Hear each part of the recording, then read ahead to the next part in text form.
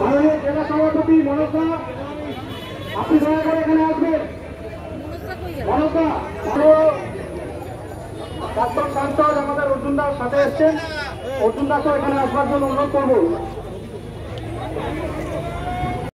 আপনারা জানেন প্রত্যেক জায়গায় 9 তারিখে যে মর্মান্তিক যে পাশবিক ঘটনা ঘটে গেছে তার প্রতিবাদে মানুষ রাস্তায় নেমেছে। আপনারা জানেন ছাত্রদের ডাকে নবান্ন ঘেরাও অভিযান ছিল এবং যেভাবে বিভিন্ন জায়গায় পুলিশ দমন পীড়ন করছে, যারা এই অন্যায়ের বিরুদ্ধে প্রতিবাদ করছে তাদের যেভাবে কেস দিচ্ছে, যেভাবে সমস্ত তথ্য প্রমাণ লোপাটের জন্য পুলিশ নিজেরা সক্রিয় হয়ে রয়েছে, অথচ দোষীদের তারা শাস্তি দিতে পারছে না, যারা অন্যায় করছে তাদের পুলিশ শাস্তি দিতে পারছে না, যেভাবে 16 তারিখে পুরো আরজি করে ঢুকে সব তছনছ করে দিল, সমস্ত তথ্য লোপাট করে দিল, পুলিশ তাদের ধরতে পারে না।